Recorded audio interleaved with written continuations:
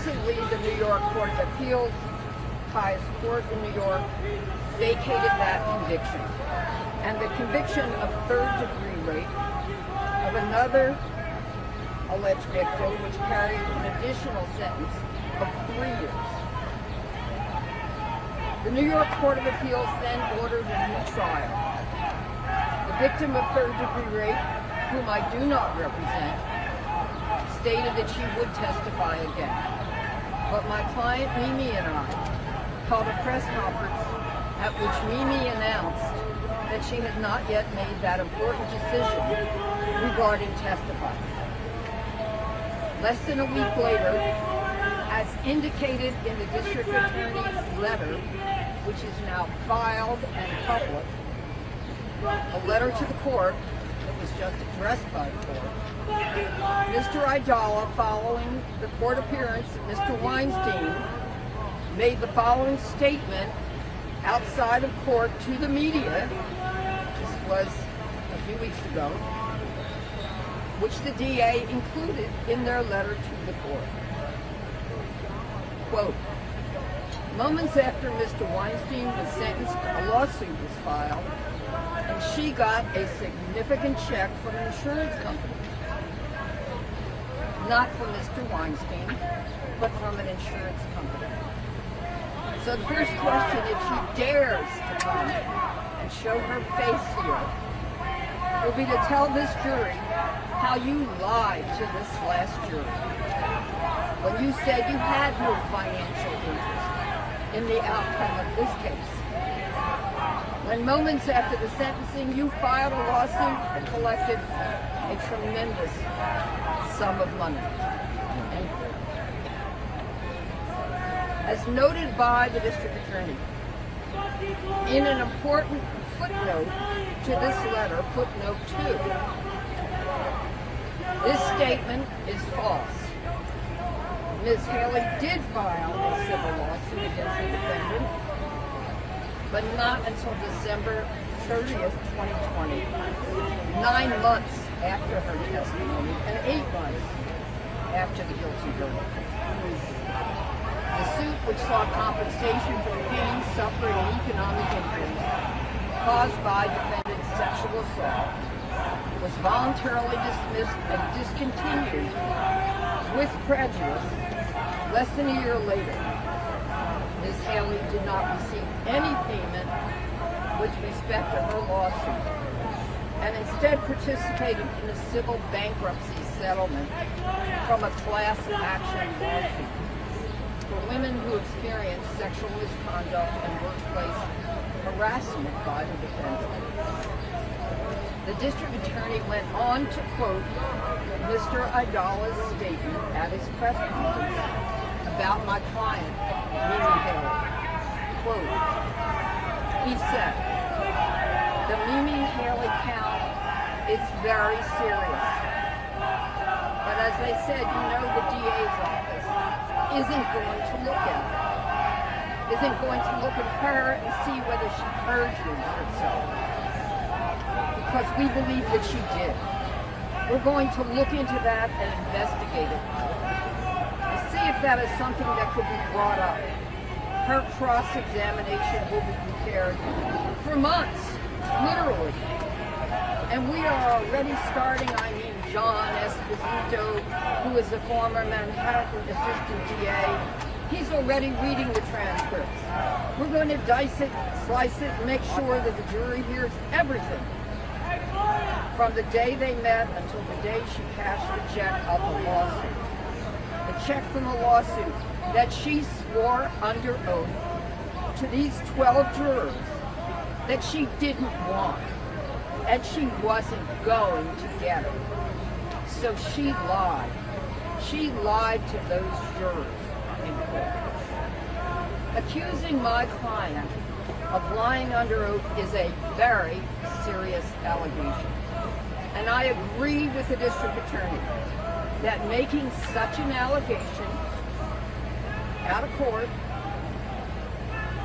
which I wish to emphasize is false, violates Rule 3.6 of the New York Rules of Professional Conduct, which govern the conduct of all lawyers who are licensed in New York. I find Mr. Idala's conduct toward my client particularly egregious because he was involved in the appeal from Mr. Weinstein's conviction, which meant that Mr. Idala had the trial transcript, including the cross-examination testimony of my client, and therefore he knew, or should have known, that as the district attorney stated in the letter, quote, Ms. Haley did not perjure herself, end quote. As the district attorney indicated in footnote 3 to the letter, when asked if she intended to sue the defendant, Mimi stated, quote, there's always the possibility, but I have no plans at this time, end quote. Mr. Idala's false statements, name-calling and public bullying of my client in what appears to be an attempt to intimidate her are very serious. The New York rules of professional responsibility specifically prohibit attacks on the reputation of a witness or expected testimony of a witness. Rule 3.6b1, New York Rules of Professional Conduct. Mimi has been very courageous throughout this unwarranted, vicious, and false attack on her. She still has not yet made the decision as to whether or not to testify again in this new trial. But she is very grateful to the district attorney who brought these attacks to the attention of the court. Prohibiting such attacks by the defense will not only benefit Mimi, but also it will help to protect other witnesses in the upcoming trial and ensure not only justice for Mimi if she testifies, but for all other prosecution witnesses in this case. Now, as I sat in court, I heard Mr. Idala apologize to the court for what he said. I think it's long overdue for Mr. Idala to retract his statements concerning Mimi and apologize to her as well. To this moment, that has not yet happened. So, I'm happy to take any questions. Thanks, Gloria.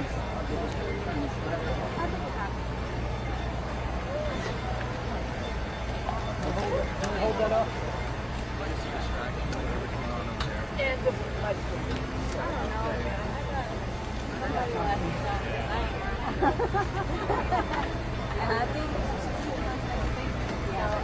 Here.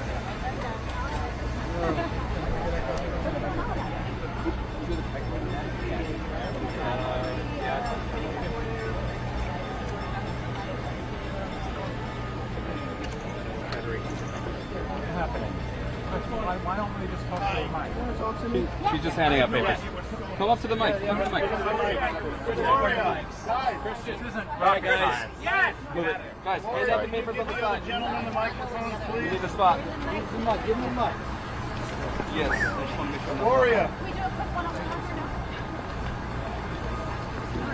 Hi, Gloria. Hi, everybody. Hold on, 1 second. 1 second.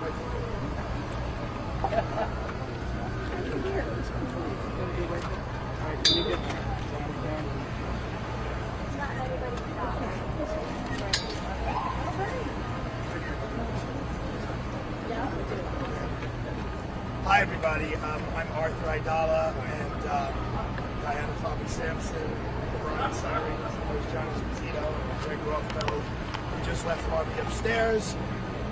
He is appropriately concerned. Obviously, he wants things to move forward. Nobody's really happy about a July 8th date, but that was the date that accommodated everybody's schedule. The prosecutor handed over their discovery today. I believe they put on the record it was, what did they say, Diana? 800 gigabytes, which I think is a lot.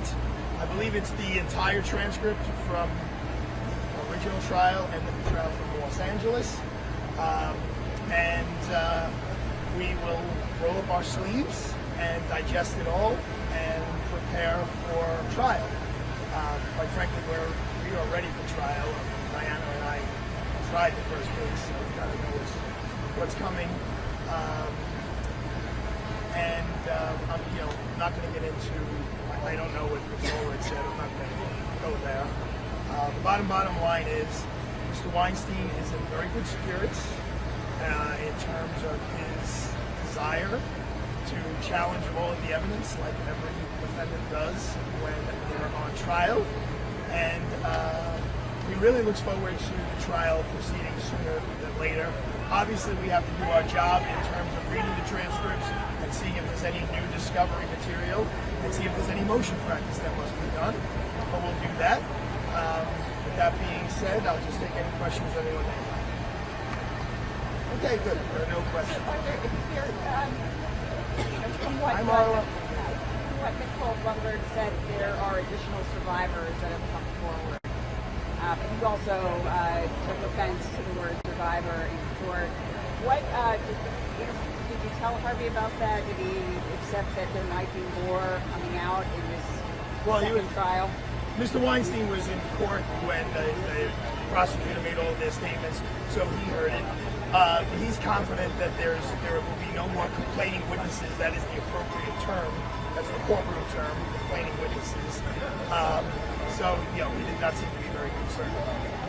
He knows that he's never done anything like this. This was all part of a long-term plan to get money, and many people in this case got money, including Ms. Allred, who I think she got 40% of everybody who she represented. So I know she's here as a victim's advocate, and unlike our office that represented Bridget Harris totally pro bono and laid money out to really do justice and not take a penny, I don't believe that's the same cloth of which Ms. Allred was cut from. But everybody puts their head on the pillow and sleeps as soundly as their conscience allows them to. And can you please address Alvin Bragg and the court's letter that said that what you had said about Ms. Allred's client had a chilling effect on potential witnesses, and you should apologize to her client? I don't believe the judge ever said anything about apologies. I don't believe the prosecutor ever said anything about apologies. So I am not going to apologize. The judge said what he wanted to say, what he needed to say, and of course I'm going to respect his decision and take it from there. What they asked for in the letter was to remind our firm of our ethical obligations. And in 32 years, I've never needed to be reminded of my ethical obligations. Each and every member of our law firm are reminded of those obligations every single day since we took the oath. So we're not concerned about any of us violating any ethical laws whatsoever. I also think it was interesting that the prosecutor said that they don't have any surrogates, and yet day after day they have a surrogate who comes out here and addresses the media.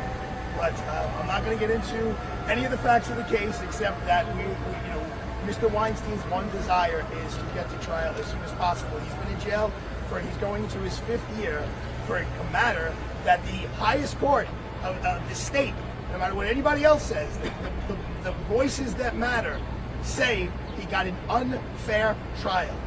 Not only in New York, but in the United States of America. And the knee-jerk reaction of the Senate of the state of New York is disgusting. Disgusting. That they have passed a law that they're calling in the hallways of the Capitol Harvey's Law. Now, there's Kendra's law, there's Jennifer's law. Those are laws to protect people. But in the United States of America, if we're going to start having laws to attack people, we are on the road to the end of the democracy as we know it. And the assembly should be applauded for pausing and saying we're not doing anything about this now. We are going to look at all of the Molyneux laws, we're going to look at all of the Sandoval laws, and then we will make a decision. No one should misunderstand what took place here. The people who threw 100+ years of law out the window was not the Court of Appeals. It was the trial judge 4 years and change ago. It was the appellate division, 5-0. They're the ones who threw 100-year-old precedent out the window, and it was the Court of Appeals who brought sanity back into the equation and said, in the state of New York, we're not going to convict people on rumors, on untested accusations, on accusations that go back decades that have never been reported to anyone.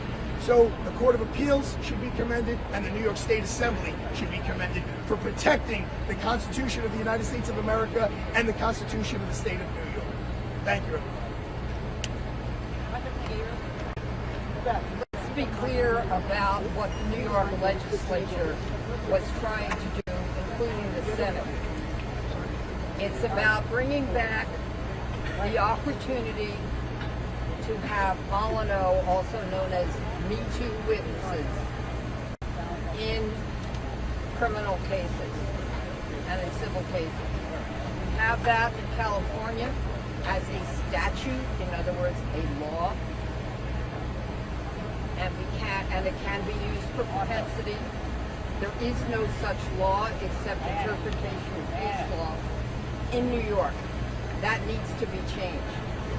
By the way, nobody asked him, well, why did you apologize to the court today for a violation of 3.6 rules of professional conduct if you didn't do anything wrong? Were you not being honest with the court with your apology, or did you mean it? And no court has to order someone to apologize to a person whom they have wrongfully accused of not telling the truth under oath. That's just a matter of common decency. And Arthur should know it. Maybe he needs the class in common decency. Why he's so threatened by me, I don't know. I'm only 5 foot tall. I do represent victims. He brings up my name more than he brings up his own name, which is, it's hard to really count, but that seems to be the case. So I feel if I'm a threat to Arthur Aidala and Mr. Weinstein, I accept that as a badge of honor. Thank you.